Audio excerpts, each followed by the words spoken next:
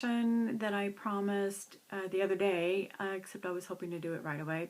I didn't. Sorry, it's taking a lot, I guess, to build up to what I'm going to be talking about, and I'm going to be probably doing this in a series.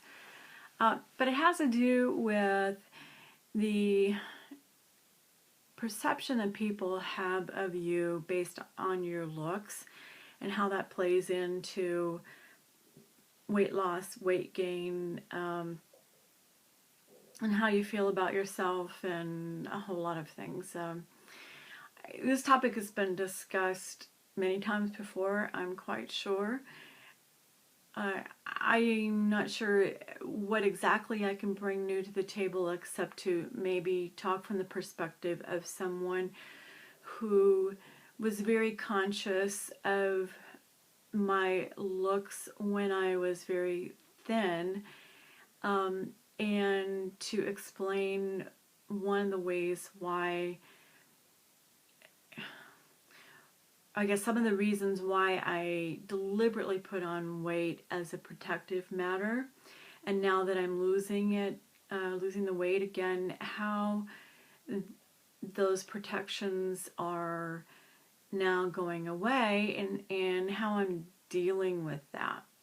So to not be so vague and to really kind of get right to the point, and really to the hardest points that I've had in my past and hard to discuss in the past. And I think I'm finally to that place where I can discuss it pretty dispassionately, which is what I'm going to need, is some dispassion and not being really emotionally drawn into this, so that I can be maybe a little more objective, not only for you but for me. Okay, so get to it already. Okay, when I was younger, I was very thin to the point of being called Beanpole and Hey Skinny. Back then, this wasn't such a good thing necessarily. The role models were Marilyn Monroe and Liz Taylor and Jane Russell. These were the people who everyone thought was beautiful, and I did too. So to be too thin was not a good thing. So those were my first perceptions of myself, through other people's words, them looking at me and saying that. And it was something that bothered me a lot, to be honest. So I tried to put on weight as a child, and most especially in my teen years, so that I could fill out a little more and be more like the person that it seemed like people wanted me to be more like. This might seem kind of odd to those of you, especially those who were younger, who grew up in a much different world where it's just the opposite, and maybe you were overweight, and it was just the opposite of people wanting you to be thinner. So there is another side to this, but I want to move on to the more difficult things, and that has to do, to be blunt, with issues of sexual assault. And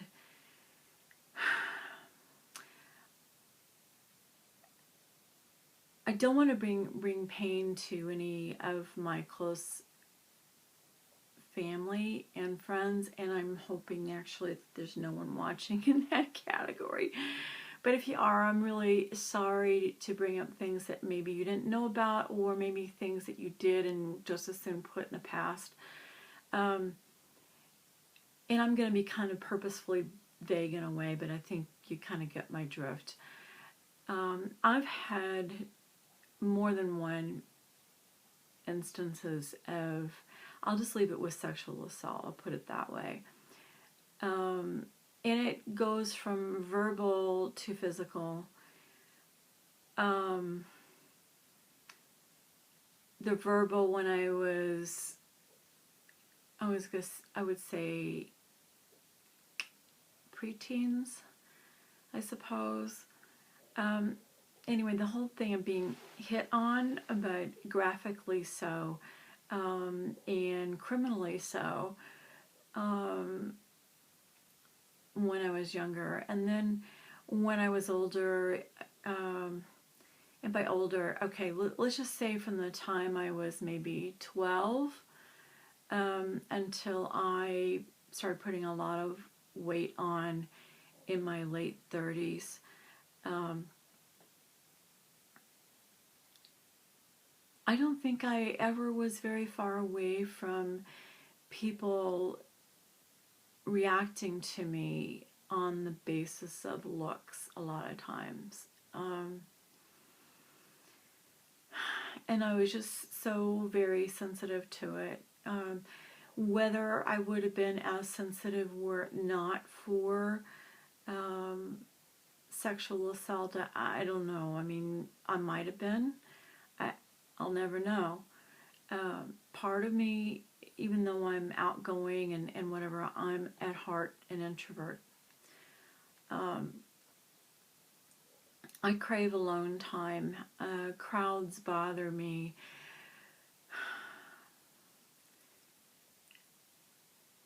Some things are very difficult, as you can see. You know, this is we're talking about.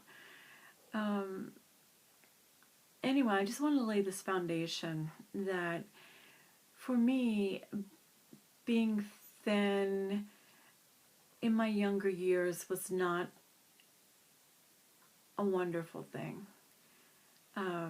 So what I tried to do, in addition to gaining weight, was to super excel at everything that I did, so that it would be very clear that um, if I were to be a worthy person, it was a worthy person because of my accomplishments and not because of how I looked. And I never was quite sure how, if somebody was treating me favorably, if it was because of looks or because of accomplishments or because of my personality or because of the essence of me or what it was. It reminds me of a friend of mine who actually won the lottery back in the early days of the lottery. And she was one of these Mega Millions winner. And after she won that, she never quite knew when she met new people if they knew that she had won the lottery. She was never sure whether or not they were treating her the way they were treating her because they knew she was wealthy or because she was who she was. And I get that. That's the way it was when I was growing up in my teens, 20s, 30s.